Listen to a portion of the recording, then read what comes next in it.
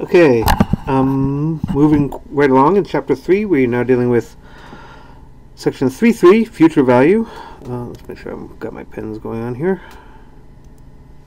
So, like a lot of these videos, we will start with some formulas, and then there's some problems about computations with the formulas, and then some word problems, and then some balance sheet problems. In the end, we'll derive the formula for future value. So, what is future value and what's it used for? What's the formula?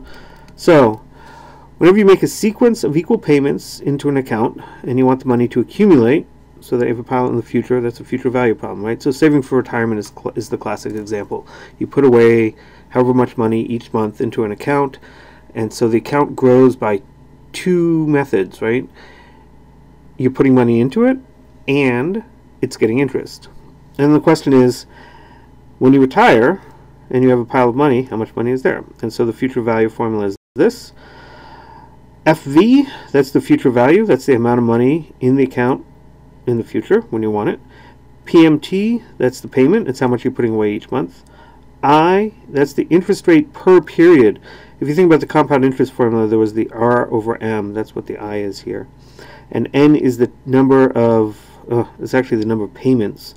And this is M times T from the compound interest formula. This formula you do not need to memorize. It will be given to you on tests and quizzes in the final, but you do need to know what PV, FV stands for, PMT, I, and N. So, what kind of problems do we have here? So, problems 1, 3, 5, and 7 are just dealing with I and N. Monthly deposits of $1,000 are made into account paying 6% monthly for 7 years. What's I and N? I is rate divided by number of times compounded per year.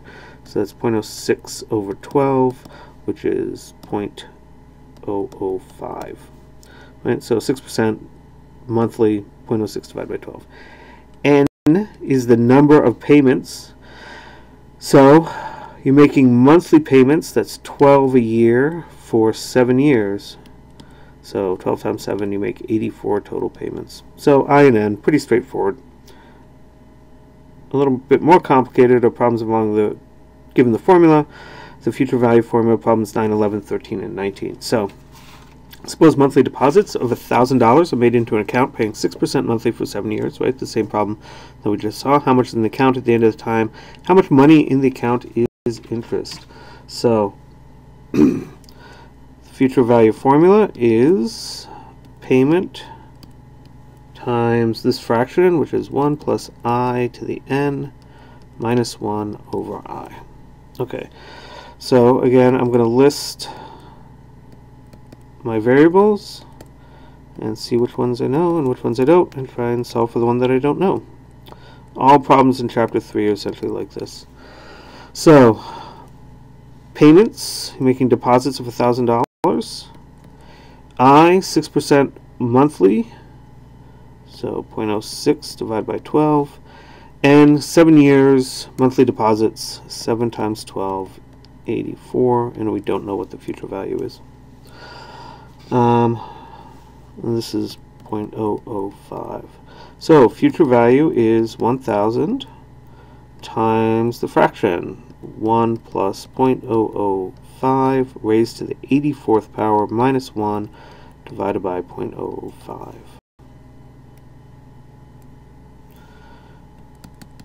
And so that's 1.005 to the 84 minus 1 divided by 0.005,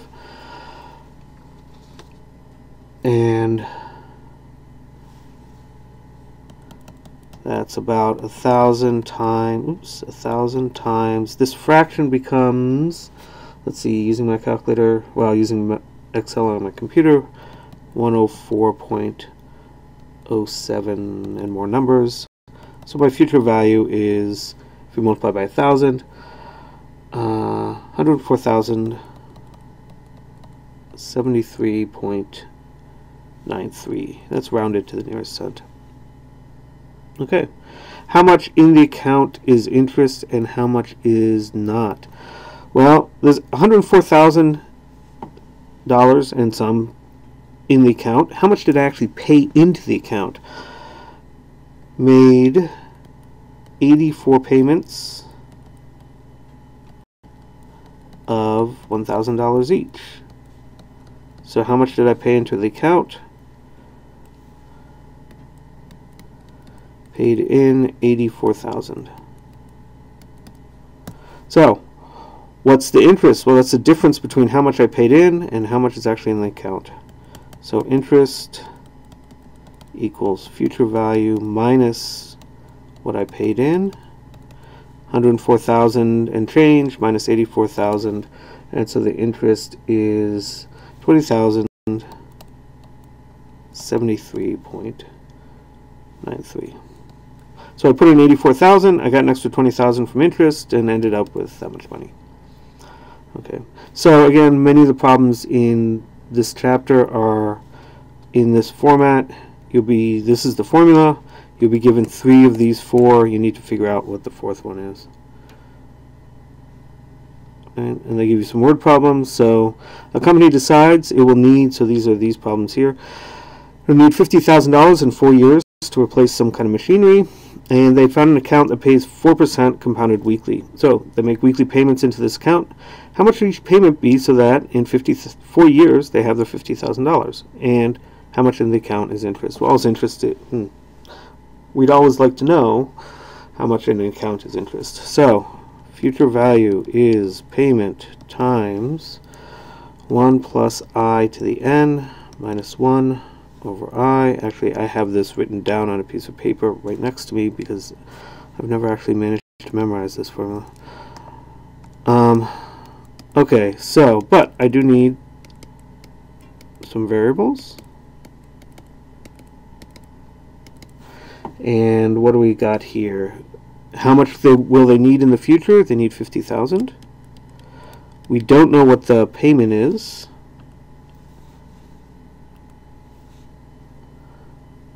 Right, that's actually what we're trying to find. We do know what the interest rate is. It's 4% compounded weekly, so I is 0.04 divided by 52, 52 weeks in a year.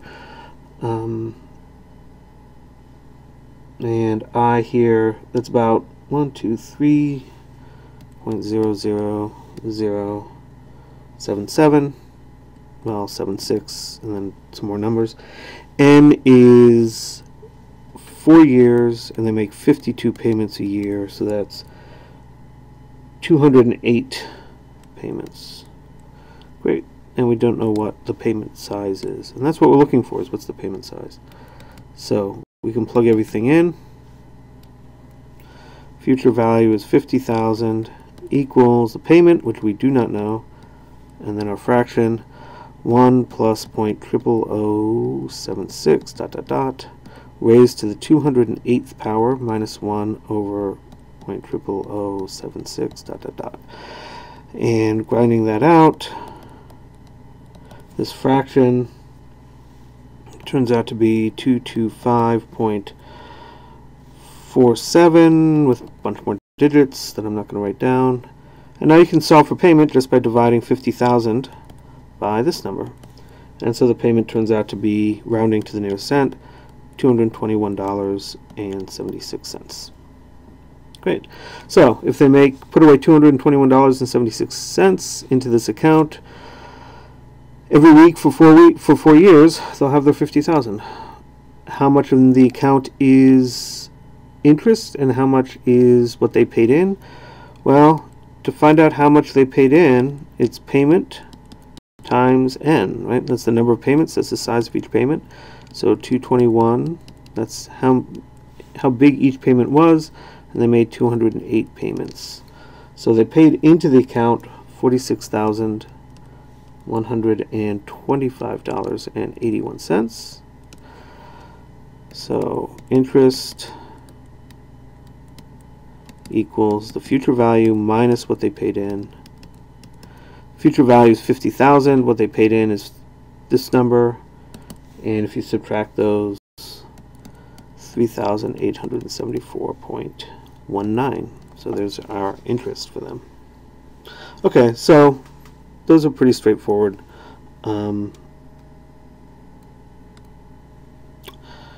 Here's another problem. Carl puts away $1,000 a month into an account paying 2% monthly. When the account gets to $1 million, he can retire. So how many years will this be, and how much will he have in interest? Okay, so future value equals payment, fraction, 1 plus I to the n minus 1 over I, and that's an equal sign. On my right here, I put a little column for my variables. He is putting $1,000 away. He is saving till he gets to $1 million. His interest rate is 2% monthly, so that's 0.02 divided by 12, which is 0.02 divided by 12, 0.0016, 0016, dot, dot, dot, more variables. N, in this case, N is what we do not know. We want to know how many payments he has to do, because he makes one payment a month, so once we know how many payments are, then we know how many months he has to pay into it, and we can figure out how many years that is. So we can plug in everything we need. 1 million equals 1,000 times 1 plus I, 0.0016 more digits, to the n minus 1 over 0.0016 more digits. Great. And so n is in the exponent.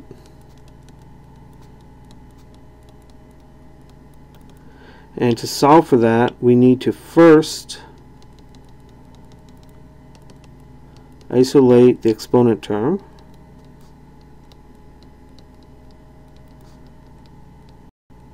And what does that mean? Well, this term here, that's the exponent term, right? It's something raised to a power. I need to get it all by itself. And once I get it by itself,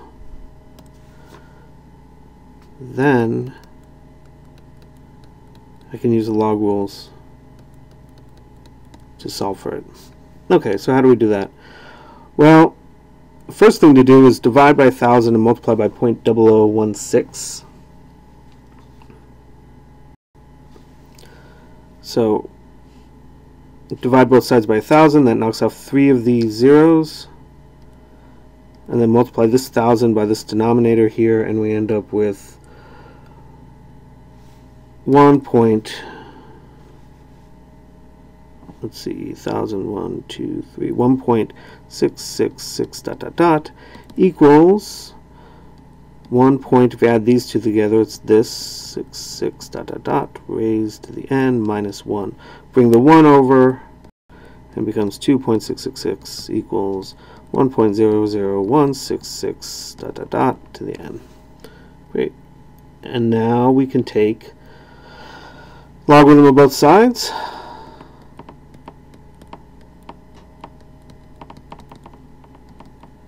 Since we have our exponent term isolated, and taking the logarithm, the log will say that this n can come out front as a coefficient.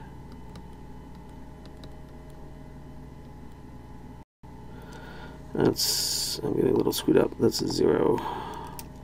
1.00 1.0166 dot dot dot, and so n is log of 2.666 dot dot dot over log of 1.00166 dot dot dot, and that turns out to be 588 months.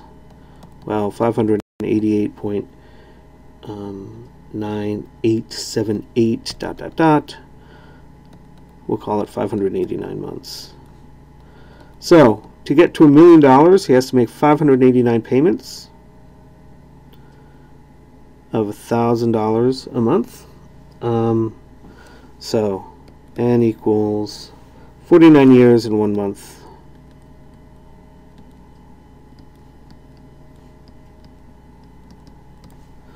So pays in, well, 589 payments of $1,000 each, How much does he get in interest? Well, he pays in $589,000. How much does he have in interest? Well, it's $1 million total, so the rest, and I need a 1 here, is $411,000. So that's how much he has in interest. So Carl has to work for about 50 years, and he can end up having $1 million when he retires. So if he starts working at 25, well, if he starts saving $1,000 a month at 25, he'll have $1 million when he's 75, and then he can retire. Okay, and finally a balance sheet problem. So how does these things actually work payment by payment? So suppose you put $100 a month into an account that pays 3% monthly, and we want to make a balance sheet that covers the first 6 payments. How much is in the account after 6 months, and how much is interest? So we'll make a little table. Oh, let's start by saying that I is 0.03 divided by 12, which is 0.0025. That's your monthly interest. So we'll make a little table. Period. Old balance. Interest. Oops. I'll try and spell correctly. Interest. Payment and new balance.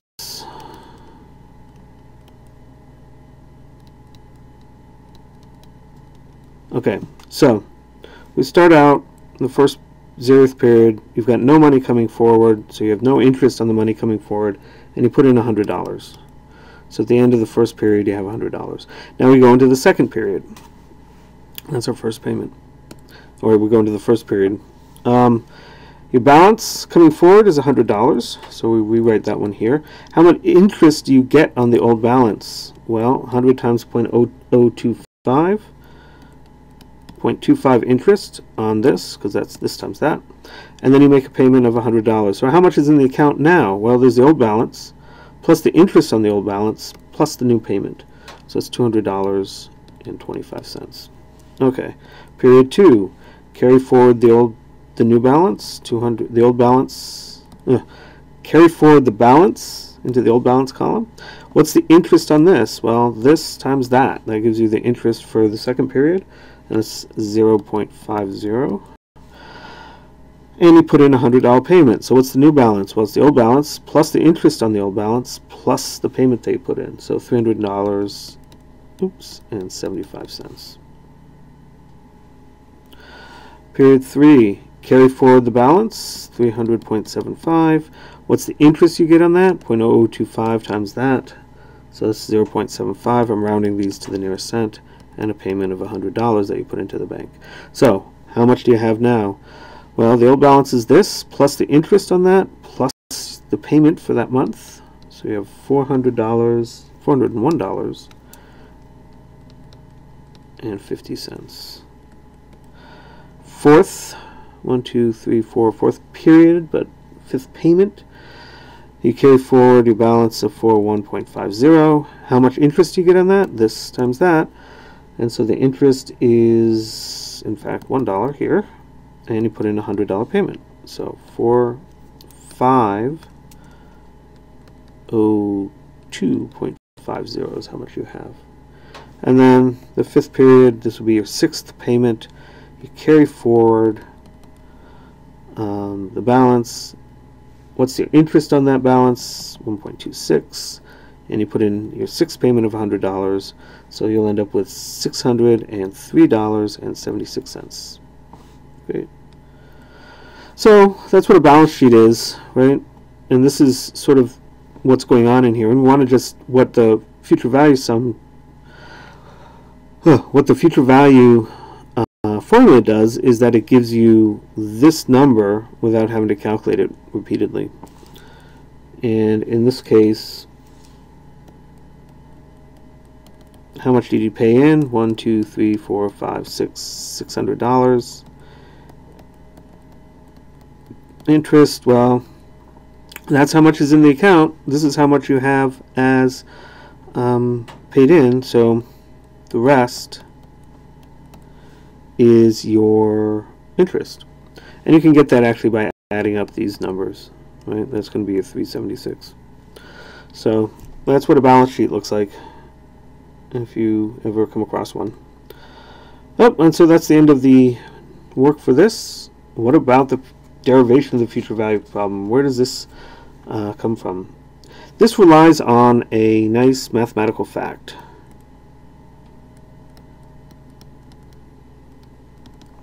Which is x to the n plus 1 minus 1 can be factored.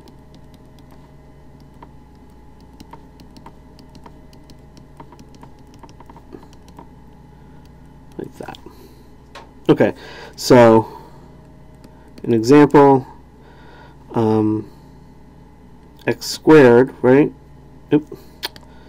X squared minus 1 can be factored into x minus 1 times 1 plus x, right?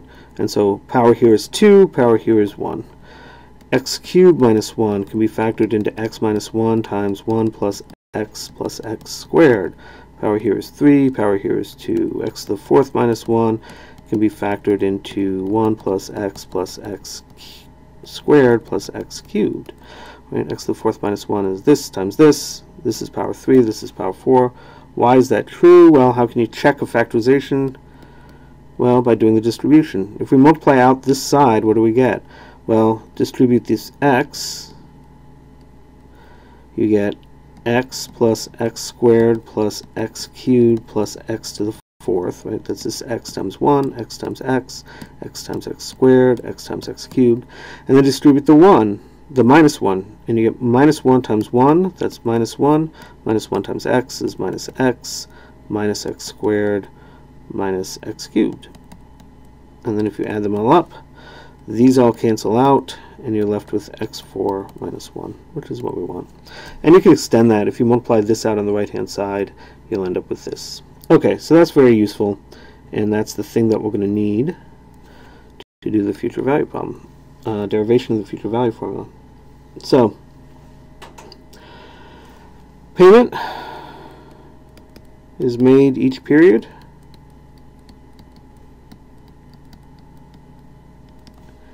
Interest I is added on. So, after one payment, your future value is just whatever the payment is, right? And so if we go back to our table, up here, there it is. After we make the first payment, the new balance is just $100. What's it after the second payment? Well, it's a payment plus interest on the first payment, so we have to be a little bit careful about how we do this. So if we come back down, let everything rewrite itself.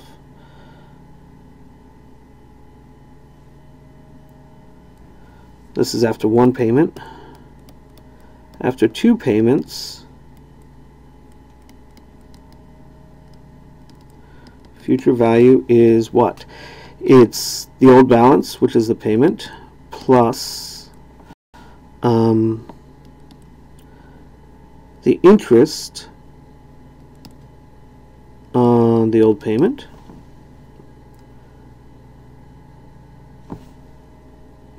on the old balance, plus the new payment.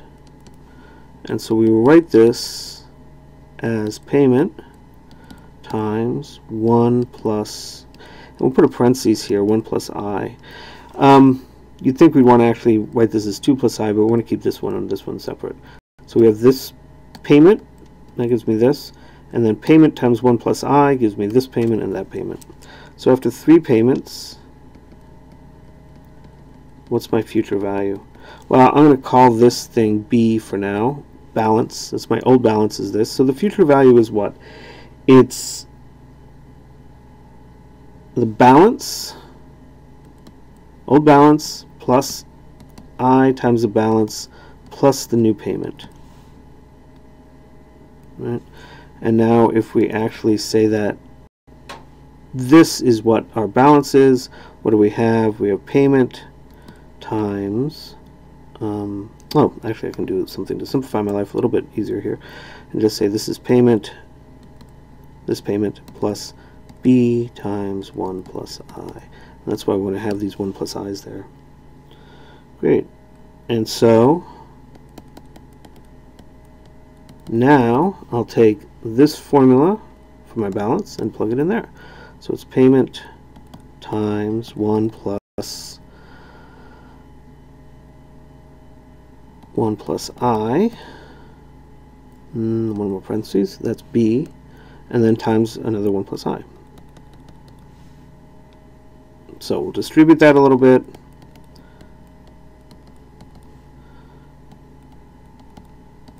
One plus I times 1, that's 1 plus I. 1 plus I times 1 plus I is 1 plus I quantity squared. Great. And now if we factor payment out of everything, what do we have? Future value equals payment. Factor payment out of here, we get a 1. Factor payment out of there, what do we get? 1 plus I plus 1 plus I squared. And we'll call this the balance. So that's after, how many payments are we in? 3 payments. So we'll do the 4th payment, and hopefully you'll see the pattern going on here. After 4 payments, what's your future value? It's your balance plus I, the interest on your balance, plus your new payment. And so that's 1 plus I times your balance. Okay, so future value is, plus payment. We'll write down the payment first, plus 1 plus I times the balance. So that's payment 1 plus 1 plus I plus 1 plus I squared. Great, so what's going on here? Well, if I distribute this 1 plus I into each of these, what I'm going to get? I'm going to get a 1 plus I here, and then a 1 plus I squared, and a 1 plus I cubed.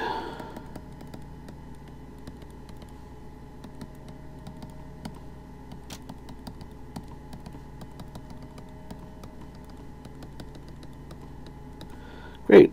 And now if I factor out the payment again, what do I get? Payment 1 plus 1 plus I plus 1 plus I squared plus 1 plus I cubed. Great. And that's after 4 payments. I've got a 3 there. So how many payments after n payments would I have? What's the pattern going on after n payments? My future value is my payment times 1 plus 1 plus I plus 1 plus I squared plus 1 plus I cubed, and would keep going, and you'd end up 1 shy of that n minus 1, right? Because if we had 4 payments, we'd have 3 here, so if we have n payments, we'd have an n minus 1. If this was 17, this would be a 16. And now here is where our mathematical fact comes in useful.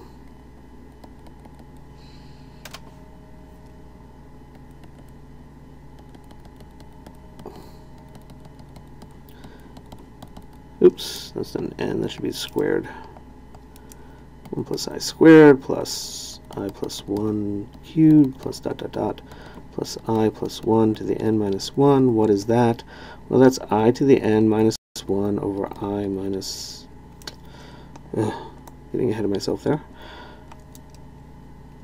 I pens, I need to pen I plus 1 to the n minus 1 over, what are you doing there? There we go.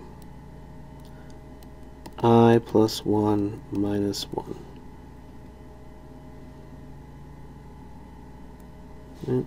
And so that's using the thing that we showed up in the front, that if I have something 1 plus x squared plus x cubed plus dot dot dot plus x to the n minus 1 times x minus 1, that's going to be x to the n minus 1. Here we just divided through. So what's our future value? It's payment times a big fraction, because I need to replace this with this, 1 plus I to the n minus 1. I plus 1 minus 1, that's just I. And so there's our future value. So a little derivation there, and